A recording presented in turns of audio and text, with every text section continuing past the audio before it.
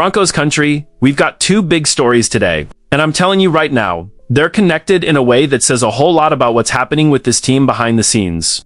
The first one has me concerned, because we're watching a situation at one of the most important positions on this offense go from something that felt manageable to something Denver suddenly had to address. And when a coach tells you everything is going to be fine, but then the front office turns around and makes a move almost immediately, as fans, we have to pay attention to that. Because sometimes what a team does tells you a lot more than what they're willing to say. And then our second story gives us the official confirmation of that move and, more importantly, another piece of news that changes the situation for this roster going forward. There's an opportunity opening up for somebody in Denver, but there's also a real concern here that we need to talk about, especially when you think about protecting this offense and keeping the quarterback healthy. So yeah, Broncos Country, we've got a lot to get into today. But before we break down these two stories, if you're excited about this season, hit that like button and subscribe to the channel. I'm Andrew, and this channel is still brand new. So our first goal is getting this Broncos community to 500 subscribers. But I only want you subscribing if you're a real Broncos fan. Somebody who's going to be here through the wins, the losses, the crazy rumors, the injuries, all of it. If that's you, subscribe and be able to say you were part of Broncos News Daily from the very beginning. Alright, Broncos Country, let's get into this, because these two stories deserve our attention. Let's start with the first story, because this is one of those situations where Sean Payton's words and the Broncos' actions are telling us two slightly different things. Earlier this week, Michael Dieter was working as Denver's first-team center because Luke Wattenberg and Alex Forsyth were already sidelined with injuries. Then Tuesday happened. Dieter went down during practice and had to be carted off the field with a quad injury. And unfortunately, this wasn't just another training camp scare where a guy misses a few practices and comes back. This was serious. Dieter's quad injury is season-ending, and man, you absolutely hate this for him.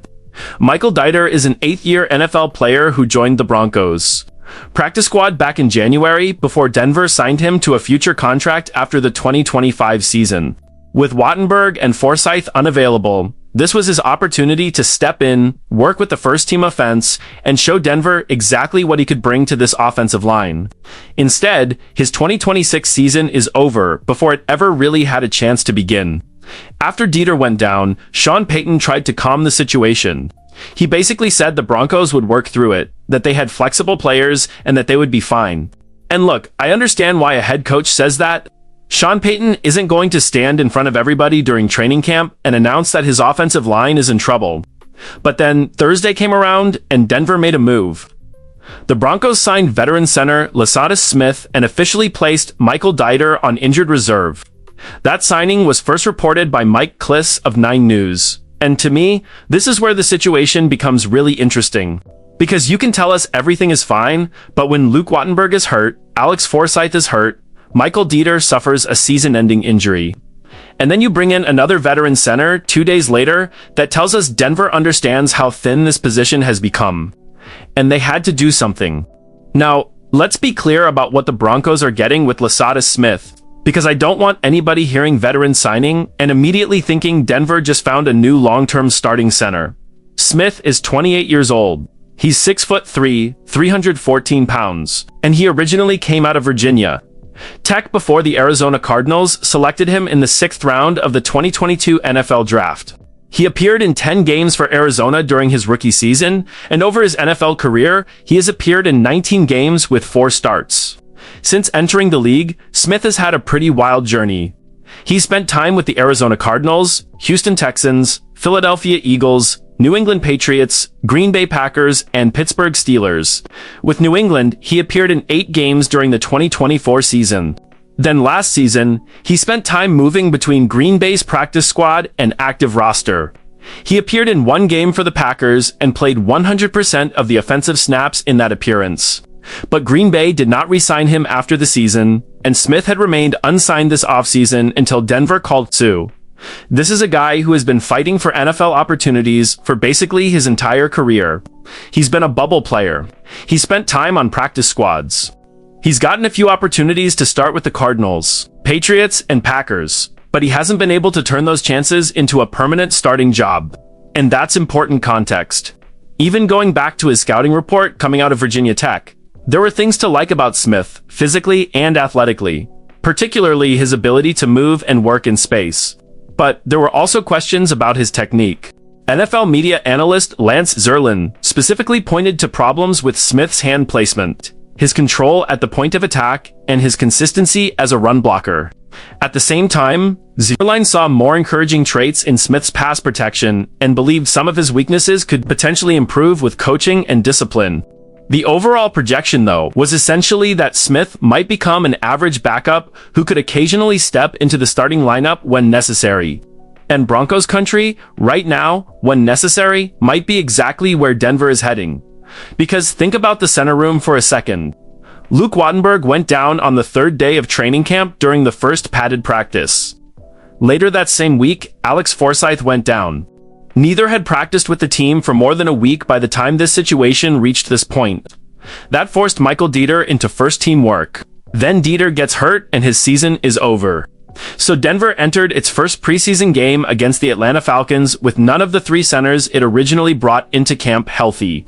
That is about as ugly as a training camp situation can get at one position. And after Dieter's injury, Denver had to turn to Calvin Throckmorton, normally a backup left guard, to work as the first-team center. I respect the heck out of Throckmorton for stepping in and doing whatever the team needs. That versatility matters when injuries start piling up. But center is not his natural position. Behind him, undrafted rookie Gavin Ortega has suddenly gotten a much bigger opportunity than anybody probably expected when camp began. And that's one positive hidden inside all of this. Ortega now has a real chance to show what he can do during the preseason. Maybe that ultimately puts him in the conversation for the 53-man roster. And even if he doesn't get there, a strong preseason could absolutely help him compete for a place on the practice squad. These injuries have opened a door for him. The question is, how long Denver can afford to operate like this? Latada Smith was signed so close to the preseason opener against Atlanta that he was considered unlikely to play in that game. That means Throckmorton could be the guy handling center duties with the first and second groups, while Ortega gets those third-team opportunities. And then we get to Bo Nix. This is where my concern level goes up. Nix will not play against the Falcons. Sean Payton has said that decision was made about a month ago, so officially, this wasn't some last-second reaction to what happened at center, and maybe that really is the entire story. But when you look at what has happened to this offensive line, I'm certainly not complaining about keeping Bo away from this situation, especially because Nix is coming back from a serious ankle injury. There is absolutely no reason to take unnecessary chances with your quarterback in a preseason game while you're scrambling just to figure out who is going to snap him the football. That's why the second preseason game becomes so important. If Denver plans to put Nix back on the field, you really want to see Luke Wattenberg or Alex Forsyth healthy enough to return. Sean Payton is traditionally very careful about revealing injury information and recovery timelines, so we don't have a guarantee about when either player will be back. But the Broncos desperately need some good news there. Because if Wattenberg and Forsyth continue to be unavailable, Latada Smith could go from sitting at home as an unsigned veteran to snapping the football to Bo Nix in a matter of days. That is how quickly this situation has changed. And now, let's connect that directly to our second story. Because the Broncos themselves officially announced the move Thursday. Denver confirmed the signing of Latada Smith and confirmed the corresponding move of placing Michael Dieter on injured reserve, ending Dieter's 2026 season. So there's no mystery anymore about why Denver needed another body in that room. This wasn't simply adding competition, this was necessity. And I think that distinction matters. Latada Smith now has an opportunity in Denver that probably didn't exist a couple of weeks ago. At 28 years old, after bouncing around multiple organizations and spending so much time fighting for roster spots and practice squad opportunities, he's walking into a center room where Denver genuinely needs help. Could he turn that into a practice squad spot? Absolutely. Could it become something more if Wattenberg and Forsyth continue struggling to get healthy? That possibility is suddenly sitting right in front of him. But from Denver's perspective, I don't think the Smith signing completely solves the problem. It gives them insurance. It gives Sean Payton another option. It gives the coaching staff an experienced NFL player instead of forcing them to rely entirely on emergency position changes and an undrafted rookie. But the best possible outcome is still getting Luke Wattenberg and Alex Forsyth healthy. That's the real story here. Because this offense has bigger goals than simply surviving preseason snaps. Bo Nix needs stability in front of him. Sean Payton needs an offensive line that can communicate properly. The running game needs a center who can execute the assignments consistently. And when you're talking about a quarterback returning from a significant ankle injury, protection becomes even more important. So when Payton says they'll be fine, I want to believe him. But I also understand why Broncos fans are watching this very closely. Denver signing Latada Smith only 2 days after Michael Dieter was carted off tells you the Broncos weren't willing to sit around and hope everything magically fixed itself. They reacted, and now we wait to see what happens when the team gets back to work. Monday should give us a much clearer idea of where things stand with Wattenberg and Forsyth. If one or both of those guys are moving toward a return, everybody can feel a little better. But if this continues to drag on, then Latada Smith becomes a much more important name than anybody expected him to be when training camp started. And that's my biggest takeaway from both of these stories today. Broncos Country. The Broncos have gone from having normal training camp competition at center to dealing with a legitimate depth problem in a very short period of time. Michael Dieter is done for the season. Luke Wattenberg and Alex Forsyth remain sidelined. Calvin Throckmorton is being asked to help at a position that isn't his specialty. Gavin Ortega has been thrown into a much bigger opportunity as an undrafted rookie. And now, Latada Smith arrives with 19 games and 4 career starts under his belt, trying to prove that he can be part of the solution.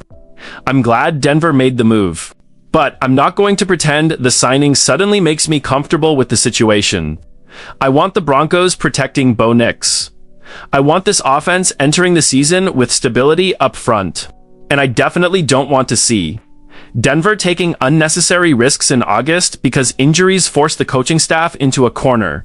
Hopefully, Wattenberg or Forsyth gets back soon, and this entire conversation becomes nothing more than one of those ugly training camp stretches that Denver managed to survive. Until then, though, keep your eyes on that center position, because right now, it might be one of the biggest questions surrounding this Broncos offense. And now, I want to hear from you, Broncos Country. How worried are you about this center situation? Do you think Latada Smith can become a legitimate depth option for Denver? Or do the Broncos need to consider adding even more help if Wattenberg and Forsyth don't return soon? Drop your opinion in the comments, because I really want to know where Broncos fans stand on this one. And if you enjoyed the video, hit the like button. Broncos News Daily is still a new channel, and we're chasing that first goal of 500 subscribers together. So if you genuinely believe in the future of this team, and you're the kind of fan who's going to be here following every move, every injury, every game, and every crazy moment of this season with us, subscribe and become part of this community from the beginning. I'm Andrew, and I'll see you guys in the next one.